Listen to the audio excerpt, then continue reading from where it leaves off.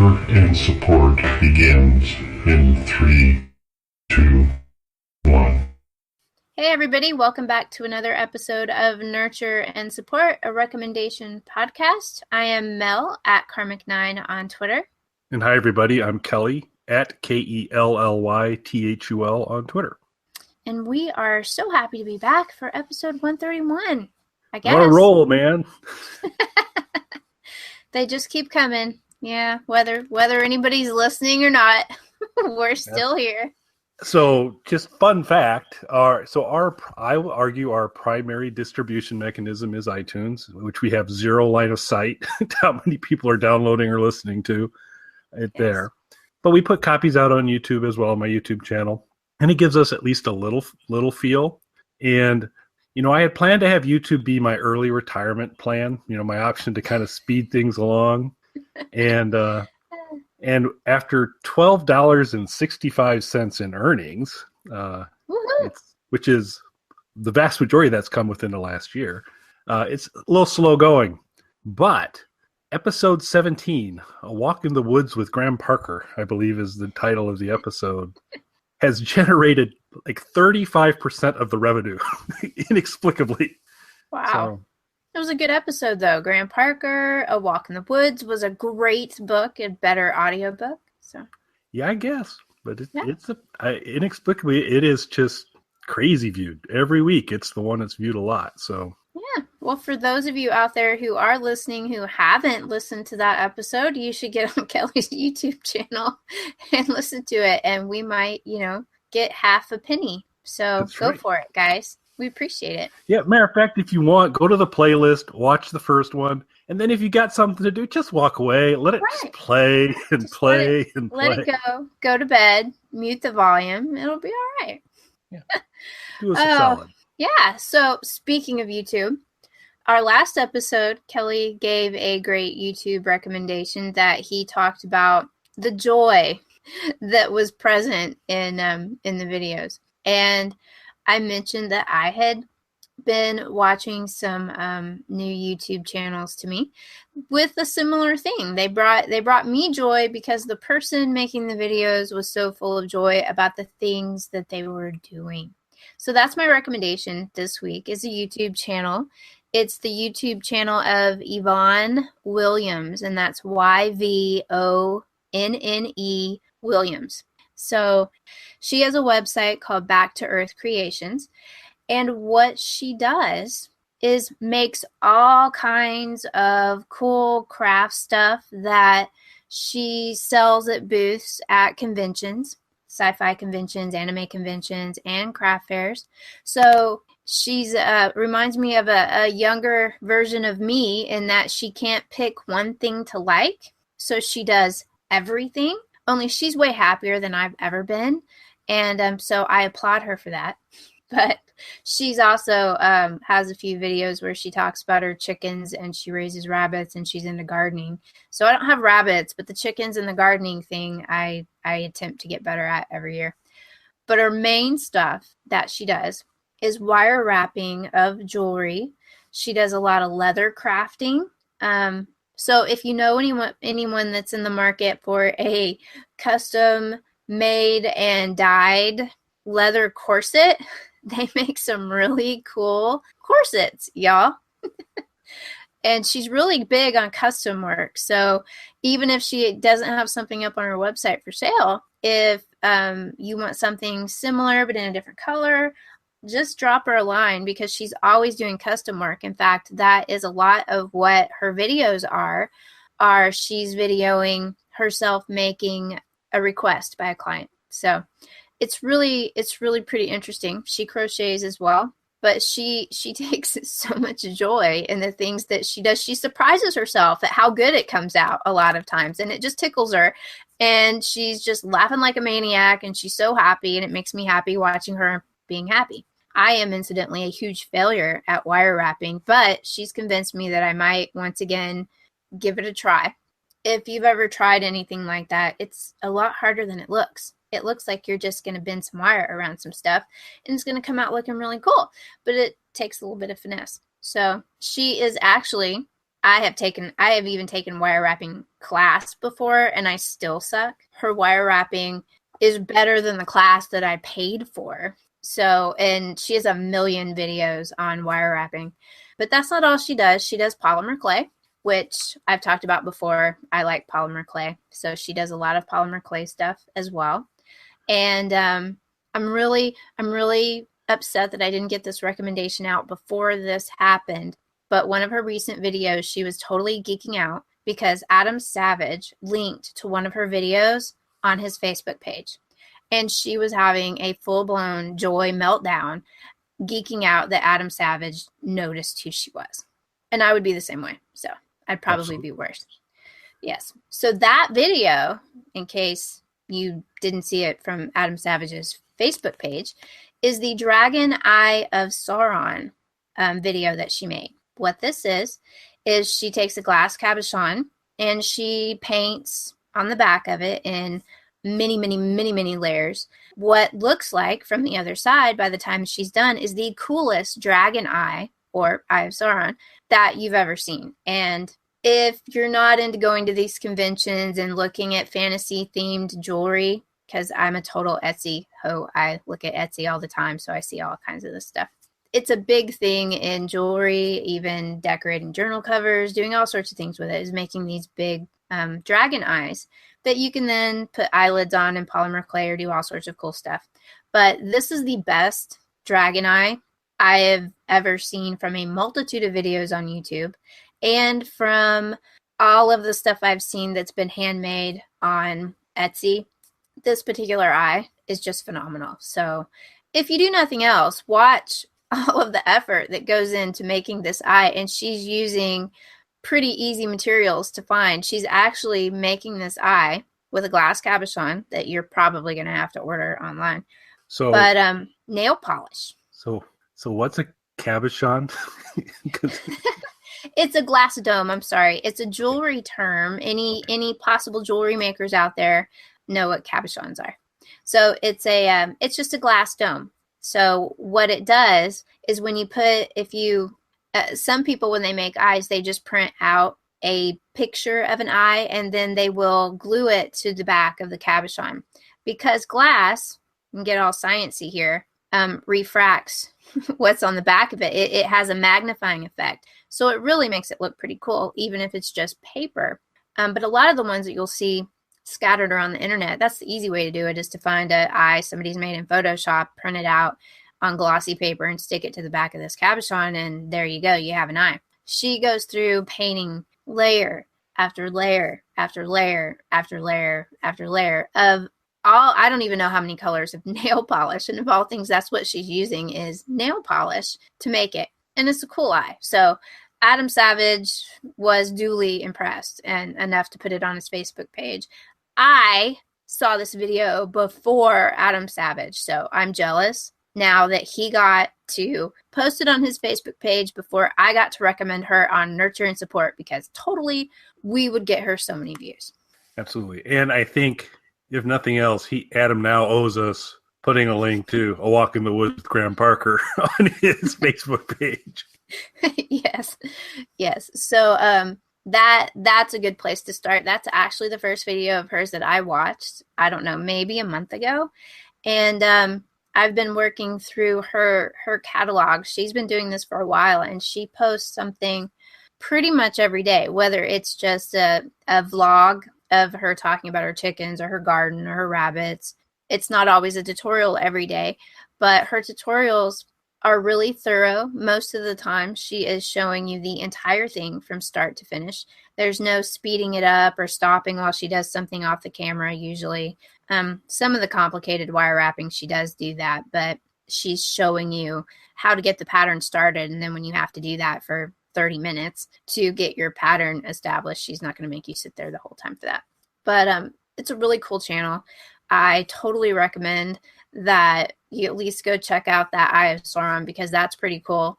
But she also, I think there's like at least 45 videos in a cosplay one that she was doing. There's a video of them coming back from a show, and she got an idea for a cosplay costume for herself, because normally she's making stuff for other people and she doesn't make stuff for herself like most crafters. And she was so excited about it. So, I mean, they immediately got home. She had sketched out the costume, and she got home and immediately started working on it. And because she does so much leather crafting, she's actually making it out of actual real leather instead of like most of us that would be looking at cosplay stuff. We're making it out of foam. So she's doing the real thing and doing the filigree on the leather and all of it. It's really cool. I haven't watched the entire thing yet. I've watched the first few, but she's got a horde of videos on that, which I think would be very entertaining and informative to watch. So one of the other things that she started recently was a Patreon. And all sorts of people have Patreons these days, but hers is pretty cool in that for $1 a month on her Patreon, you get entered into a kind of like a lottery to win a little gnome house that she makes every month out of polymer clay. And that is something that would sell for a lot of money. And for the low price of $1, you get entered into the little lottery, which right now you got a pretty good chance. Her Patreon's pretty low right now. And she actually takes a D20 and throws a D20 to give you numbers, and that's how she's going through figuring out how everybody wins. And anyway, it's pretty cool. So for $1, you can get in on that and see if you can't win one of her cool houses, because last month's was, or actually I guess it's the February house, was a cool steampunk heart-shaped little gnome house. It was freaking adorable, and I would have paid a horde of money for that. So are I'm you disappointed. in? Are you in on the Patreon? I am in on the Patreon, but I wasn't in early enough to get in for the steampunk heart house, so I was really disappointed. So, but she's doing 2 giveaways. She reached her first milestone in Patreon, so she's actually doing 2 giveaways a month now. But I think only one of them is a gnome house. Another one is something else that she's made this month. It's a wire wrapped with crystal leaves tree that would go very well with a gnome house. So it's nicely sized to go with the gnome house. So it's really cute. So for $1, it's really cool. And it's really cheap. Somebody should tell her she should really go up on her Patreon pledges. But I'll see if I can't win a gnome house before I tell her that. You want to keep the numbers low so you can kind of score something here. Yes. After I get a gnome house, then I'll tell her, hey, you might want to bump your numbers up. But start off your note with, you might be familiar with our Walk in the Woods with Graham Parker. Yes. Yeah. So she is, I know it's depending on who you are. I guess if someone called me adorable, I would call them a liar, but she is freaking adorable. I enjoy watching her videos. I watch one of her videos every day. It's one of the things I do when I get home from work. I look to see if she's put up a new video today, just to see somebody be happy. So, but how long do they run?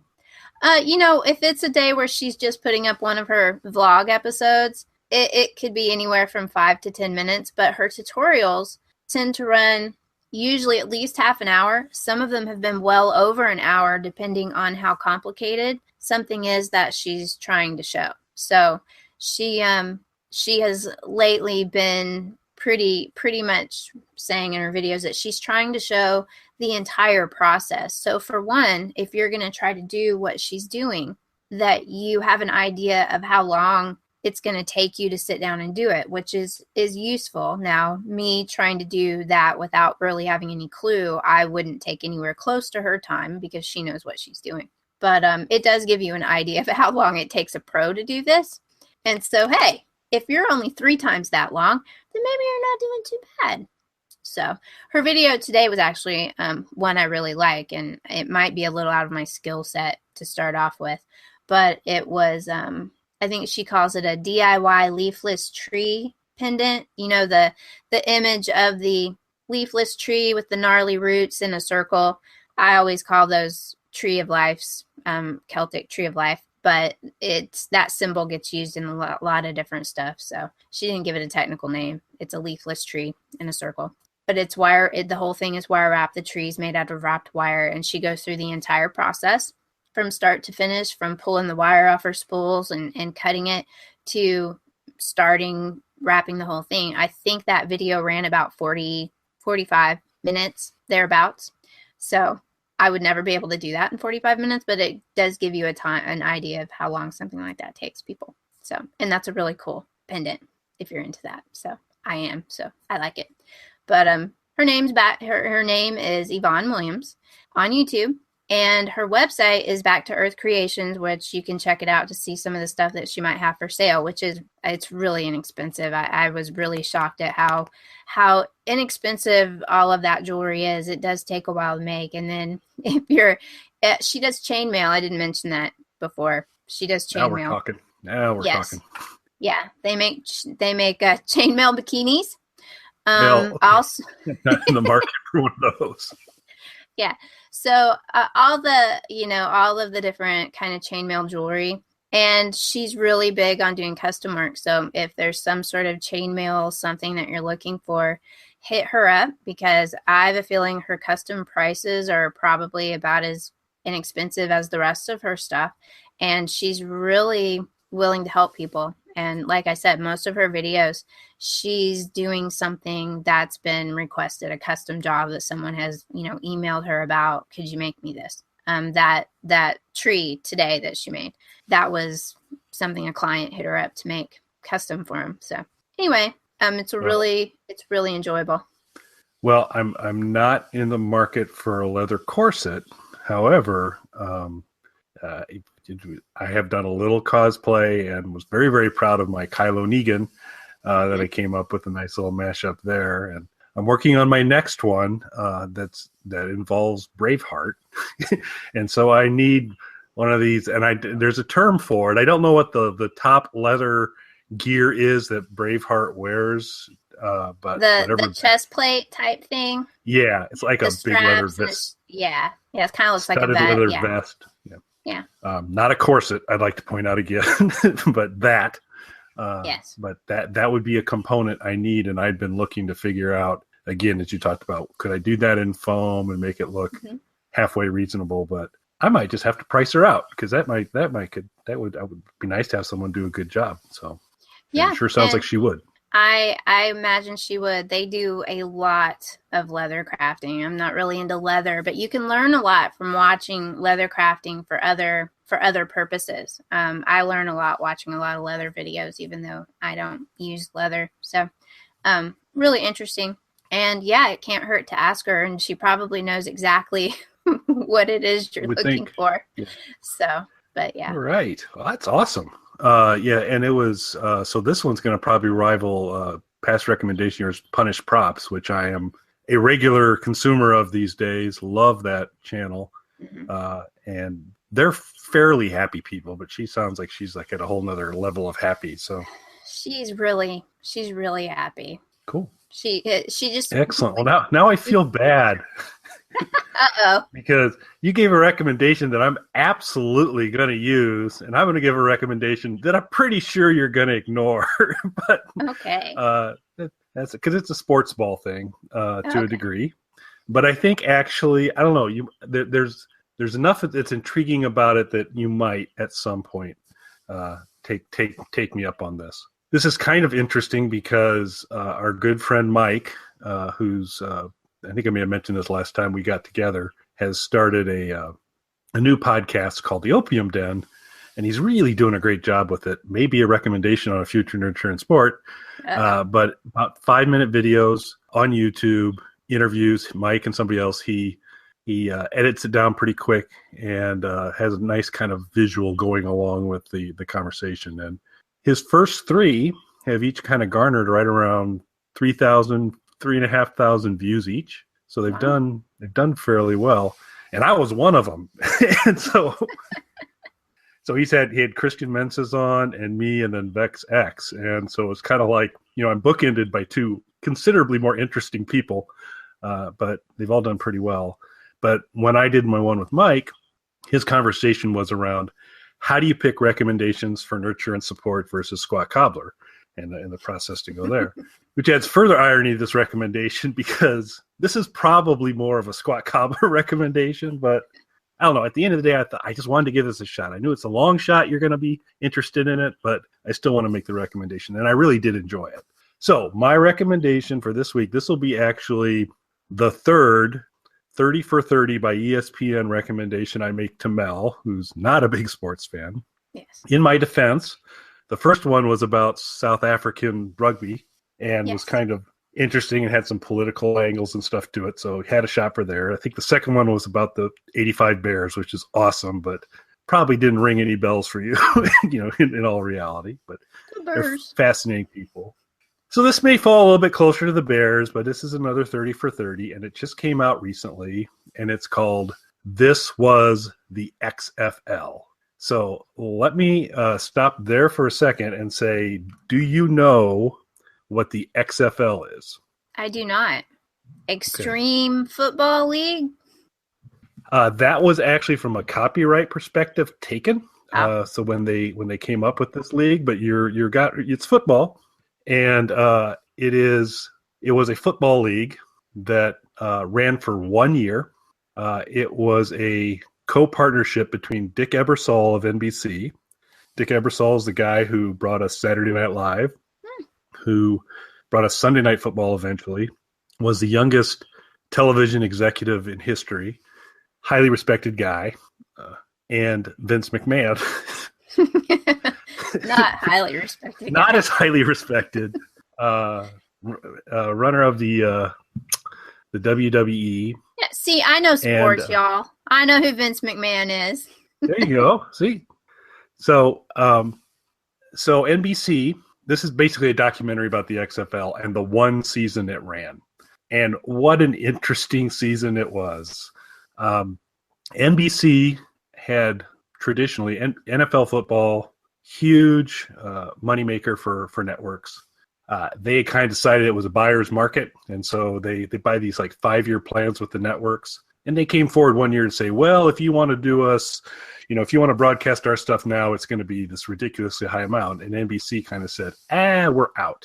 And so the NBC had done football for a super long time. Now they were no longer going to be doing football, and they were looking to say, what can we do to kind of fill the hole? And inexplicably, Dick Ebersol and Vince McMahon are really, really good friends. And they came up with the idea to say, hey, people are excited about football after the Super Bowl ends. It's kind of like, there's nothing to do. Let's create a league. And so basically, Vince, before they partnered, announced he was going to make a league. It was going to be called the XFL, and it was going to start playing games a year from after he announced it. They had no teams. They had no owners. They had no players. They had no TV deal. But he just said, I'm going to do this. And so he ends up pairing up with NBC because they actually said, this is worth a shot.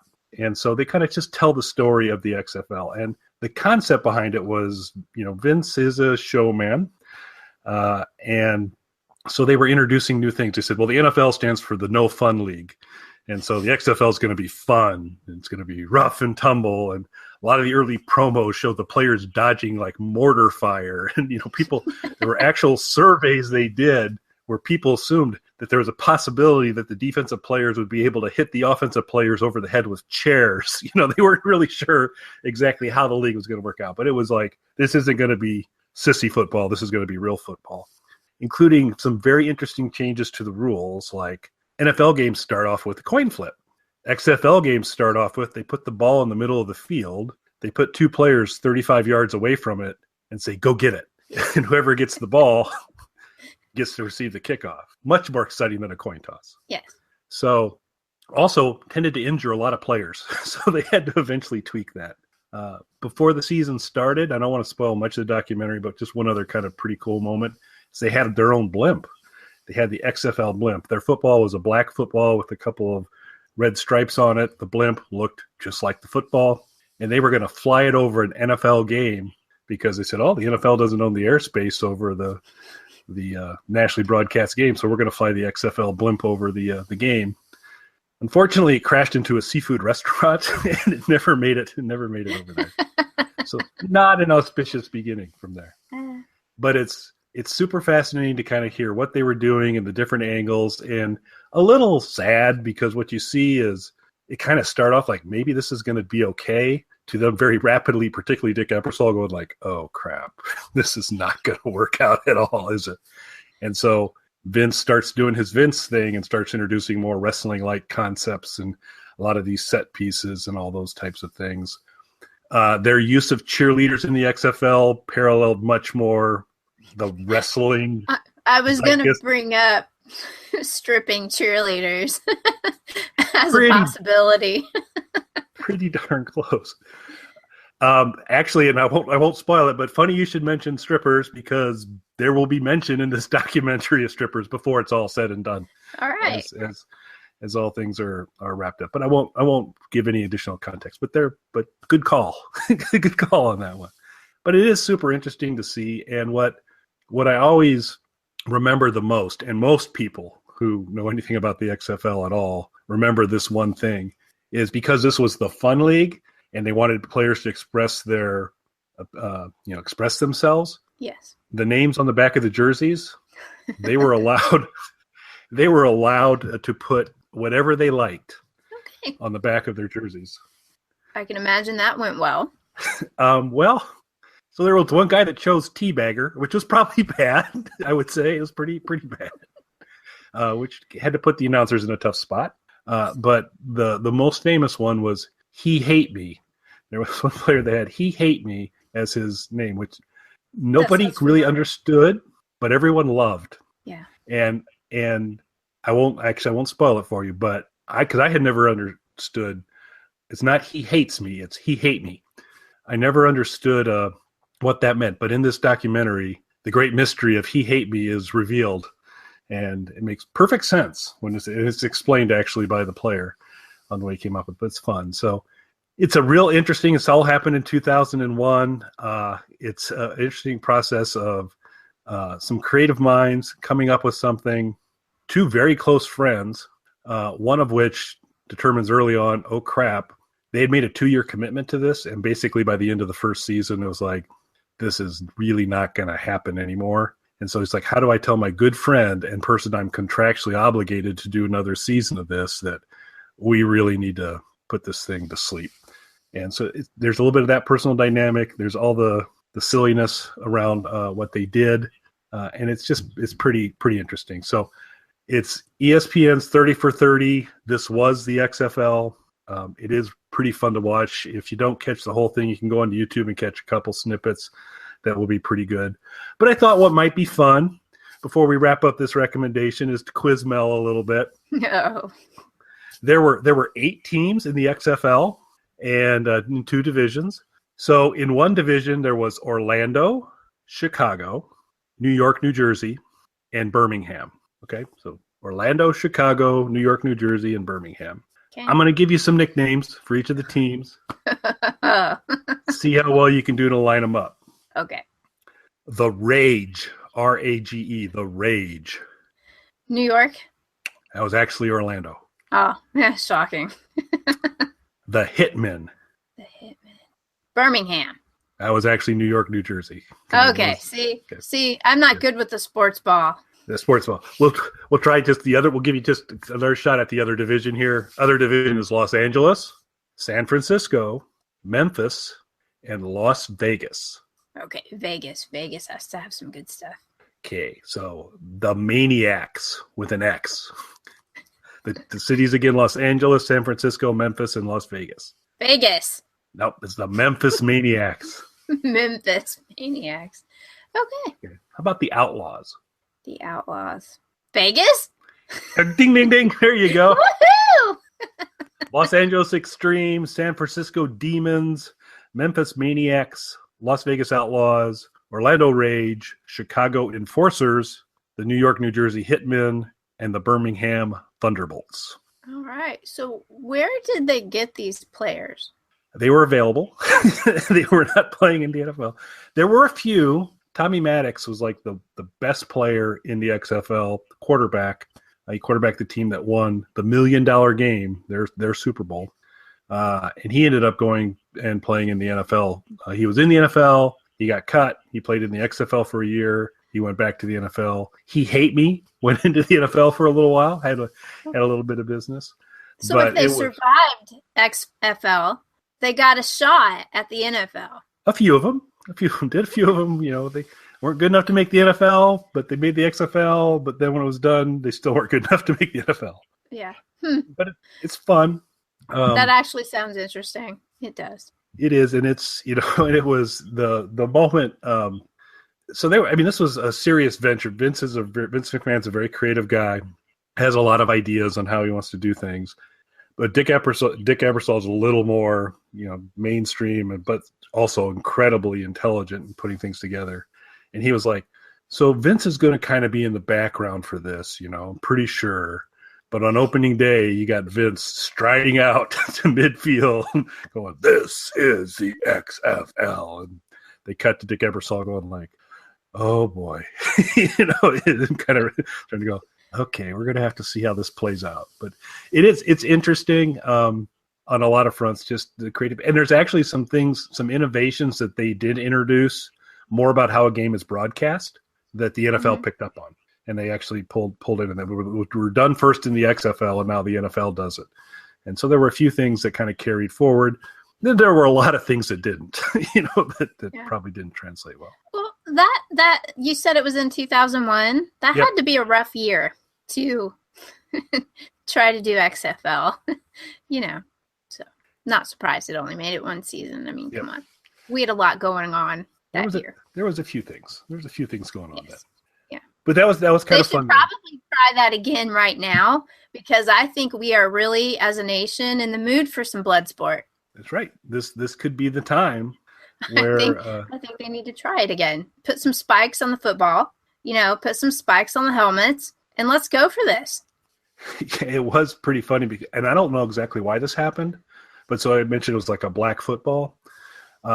For some reason in the manufacturing of it, or how it came together, I don't know if it was the paint that they put on it or the dye, it was incredibly slippery. And so the balls were, quarterbacks would go back to throw the ball and it'd fly out of their hands, and it was not good. So one guy basically had all the XFL footballs brought to his house, and he had some 60 weight sandpaper, and he sanded them down, took them into his shower and kind of shook them to make sure they wouldn't slide out of his hand. And he did that for all the XFL game balls. So it was a little bit on maybe the low tech side on some things, but pretty fun, interesting. There's some interesting things going on with the cheerleaders that will be covered from there. So, hey, and nowadays they could do that and stream it online and make a killing, because they wouldn't even have to get network time. So and Vince McMahon's always ready for the next thing. Yeah, so I think he needs to try it again. I might even give that a shot. So this was the XFL 30 for 30 ESPN, and it's playing on ESPN right now. It's playing on Not ESPN on Netflix. right. Not on net. And actually, what I was very disappointed to see is it looks like 30 for 30's off of Netflix. Oh. So I had to scramble around to find a way to view it. And we mentioned on a previous Nurture and Support, I'm cutting the cable. Haven't cut it yet, which was good, because that allowed me to go in and say, "Are you a subscriber?" And yes. And so I was able to watch it off the ESPN site. But might be a little hard to get to. There are some full versions of it on YouTube, but they're sketchy. There's one that's like 1/4 of the screen, and another one that says, "Hey, come to this site and you'll be able to view it," which is, some dangerous clickbait. So trying to find a way to do it, but it is running right now on ESPN, so you can kind of check it out there. So amazingly, I get ESPN, though I wouldn't know the channel number to save my life. Do it. Check your guide. Look for This Was the XFL. It's it runs a little over an hour. It's about an hour and 20 minutes, I think. Pretty fun. Interesting. I might actually. I'm far more likely to watch that than the one about the Bears. So fair enough. Okay. Fair enough. Social media time. Pass. Well, I'm going to recommend it to the Nurture and Support listeners that they follow God, because I just think their life will be more rewarding. Yes. I was incredibly honored recently that God followed me on Twitter. And so I'd like to give the big guy a shout out and suggest people follow him. God's Twitter handle, in case you were not aware, is actually at OMG me, M-E, damn it. So it's at OMG me, damn it. And while I was incredibly excited when I got the notification that God followed me, I also came to the realization that there's going to be a day soon when God stops following me. And then what happens? Then I'm going to be sad. It's going to be a sad day. Yes. Well, then I'll take back my pass. If Kelly's going to recommend God, I have, and in fact, the very last account on Twitter that I followed was Satan. So there we go. Nice balance. And it's at S8N. So, yeah, it's a recent account, I believe, very recent. And it's got a few anecdotes on there. But there you go. If Kelly got followed by God, I don't know if Satan followed me yet, but I wouldn't be surprised. Satan doesn't strike me as a big follow back kind of guy. I don't know. Probably not. So there you go. There you go. So follow God and Satan. We're perfectly balanced. Yes. Watch some XFL. And do some wire wrapping. Do some wire wrapping while you're watching the XFL. Right. Very therapeutic. We got you covered this episode, everybody. Absolutely. Well, I think that wraps it up for this week. We're going to hand it over to... I don't have it in me to be mean to Matt this week. It is someone who's not followed by God, I'm fairly certain. We're going to turn over our good friend Matt, who's going to give you all the particulars on the many different ways that you can connect to nurture and support through iTunes, Stitcher, Google Play, my YouTube channel, home of the highly popular Walk in the Woods with Graham Parker. And thanks for listening, everybody. See you next time. You can contact us on our website, nurtureandsupport.net, or email us at nurtandsupp@gmail.com. That's NURTANDSUPP@gmail.com. Or tweet us at nurtandsupp on Twitter. Nurturing and supporting Journey.